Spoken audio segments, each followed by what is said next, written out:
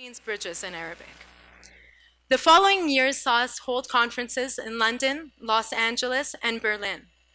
Our network has grown to over 115,000 individuals in over 40 countries across the world. Our main focus is to educate the youth. When we were creating Jusoor, we found there was a gap on the ground.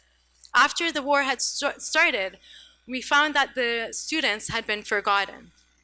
Students that were so close to achieving their dreams, only to have their dreams abruptly interrupted. We knew that in the future it would be these youth who would rebuild Syria and serve as its future leaders.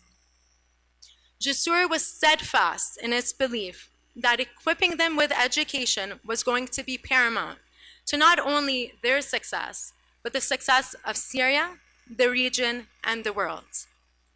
To date, we have helped 500 students with university scholarships through dozens of partnerships with universities in the US, in Europe, the Arab world, and I'm very proud to say here in Canada.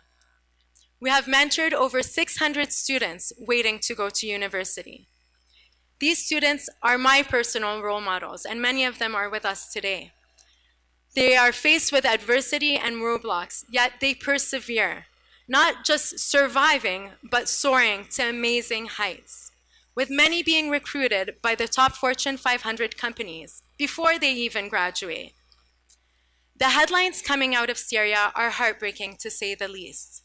News of devastation and loss, despair. However, at Jusoor, we often wake up to positive headlines of accomplishments, awards, and brighter futures.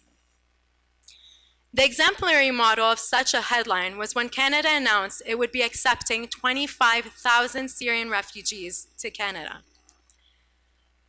To date, Canada has accepted over 46,000 Syrian refugees, with Toronto accepting 20% of them to the city alone. The world turned its eyes to Canada to see how this great national project would turn out. While in some places, Syria's refugees may have been met with fear of suspicion or treated as a burden, here in Canada, they were welcomed as future citizens, employers, and leaders. We welcome Syrians refugees as our equals. While other countries either accepted or rejected refugees for economic reasons, Canada accepted them on the grounds of compassion, which means the most vulnerable Syrians were selected by the United Nations to be sponsored by the Government of Canada. Another group was sponsored by private citizens who would take on the role of the government, taking care of the refugees for one whole year at their own expense. Both streams of sponsorship had their own set of challenges.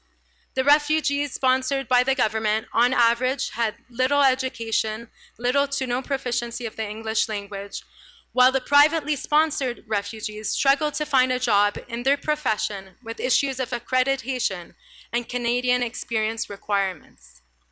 A lot of challenges that made everyone realize the hard work really started the second the newcomers arrived. How does Canada, after bringing the newcomers onto Canadian soil, how do they set them up for success? Well, that's what I like to call when the unusual suspects stepped up to fill in the gaps and create innovative programs and solutions. The unusual suspects are school associations, law offices, book clubs, choirs, neighborhood associations, and groups of friends who banded together to help. Never before have we had so many unusual suspects come together to help make this national project a success. It was the first time these three actors came together towards a common goal: strengthening our social fabric by helping the Syrian newcomers settle successfully. At the heart of these efforts stand our citizens who are facilitating the integration of Syrian families through many excellent grassroots initiatives that you will get a chance to hear from today. Traditionally, the federal government sets the agenda.